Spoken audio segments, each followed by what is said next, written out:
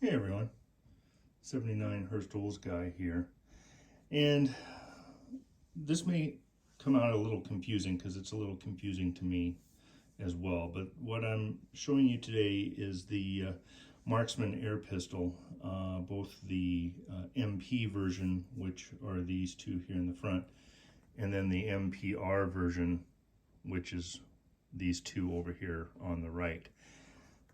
The MP, which was for Morton pistol, and then MPR, which was Morton pistol repeater, started, well, this pistol here was 1955, but I believe Mr. Harris, or Morton H. Harris, who was the, I'll say, inventor or builder, licensed this pistol earlier than the 1955 version here, and I've seen them in Healthways, and I think there was another, I can't remember, another vendor that had essentially put it out onto the market, and it would have been more in the what they call, I'll say, Mr. Harris's second version here, which does not have the patch box here in the grip. So you will find guns out on the market that have this style and may say Healthways or some other vendor, but they are just a pre-licensed version, I suppose, before Mr. Harris started actually, I guess, putting his name or putting them out there on the market. The box top on the back here is for this one. You'll notice that this, I'll say first year for lack of a better description, is yellow, or kind of a gold yellow color, versus the obvious regular cardboard type color. They both are, or all of these are, both BB and 4 darts shooting. This one here on the left might be hard to see, but the first one was actually listed as being made in Beverly Hills, California, at a small facility there. It was 236.5 South Robertson Boulevard, and then the corresponding well, owner's manual slash warranty information, etc. So you got the Morton Harris and address, etc., and general information, shooting, oiling, etc. on that particular one.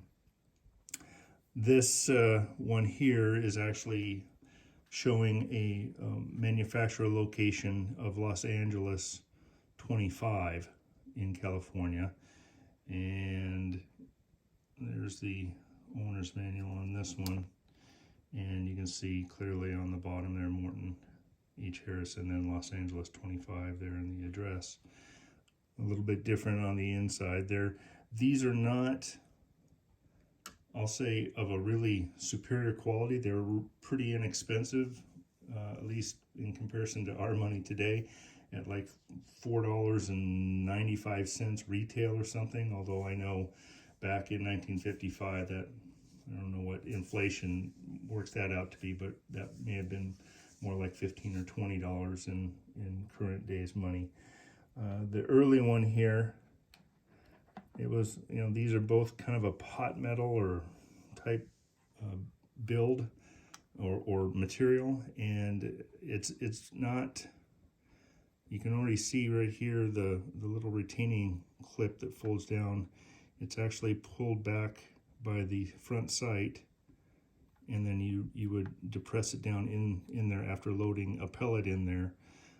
But these have a tendency to start bending apart, and if you're not familiar with these guns, you don't want to just load a pellet and and then try and push this down in here, because that's what's going to cause this problem.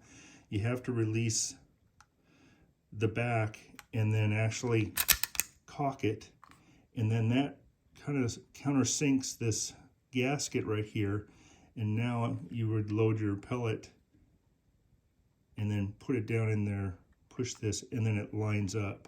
If you, like I said, if you don't, this thing is extended and you're trying to push and get it down in to the gun, and you're just going to mess things up. This, even when it's fired, this wants to potentially push up, and you can see where the bending has been going on with the metal, and it just is weak. It's not a great design.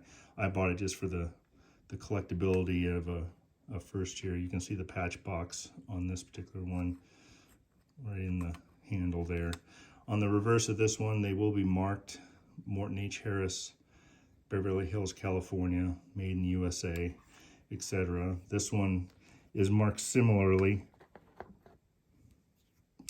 but it will show Los Angeles, California. So, and they weren't made for very many years. The repeaters came into play here in, I want to say 1958 or so. Well, we'll just set this down right here. Oh, before I forget, this little yellow sticker that was on this particular box was actually, if I recall correctly, something that would have been placed over the gun. So you would actually be reading this, and someone saved it and just stuck it on the box there.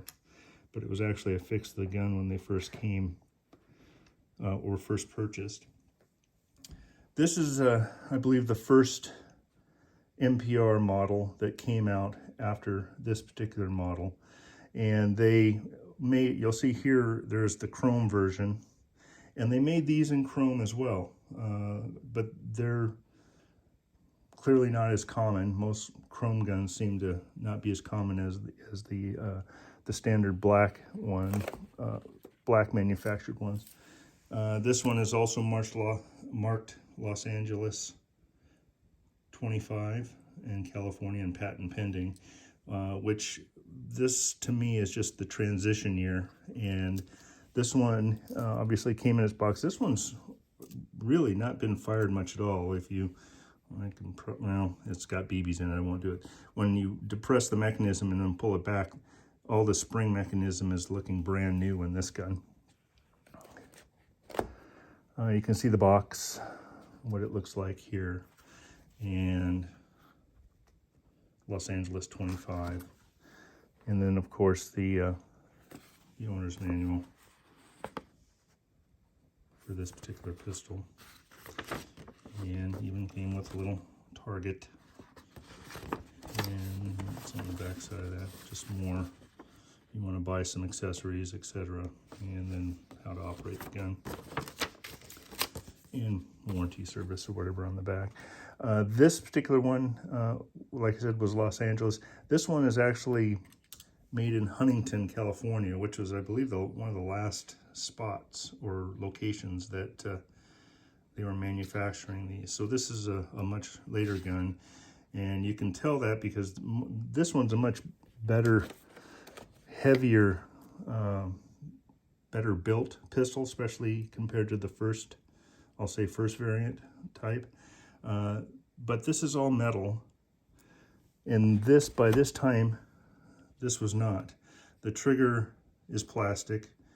The front barrel here assembly where you'd load your 20 BBs is plastic. And then the cocking lever here is also plastic, and then these hand grips are plastic as well.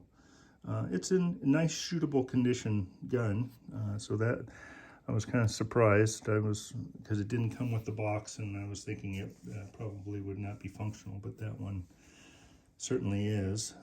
One of the other things I'm just now thinking about in this early gun series, and I'm not sure if I mentioned it earlier, so pardon me if I did, but I have seen one that had Dillingham Industries or something to that effect marked on the side here. So I don't know how, I'm assuming that was probably one of the other vendors that may have licensed the gun prior to Mr. Harris putting them out on the market, but you may run across those types of guns out there as well, and then I guess making a decision if that's something you want to add to your collection or not. So anyway, I just wanted to put these here before you and let you take a look. And as always, thank you so much for stopping by and taking a look at what I've got going for this particular video. Thank you so much.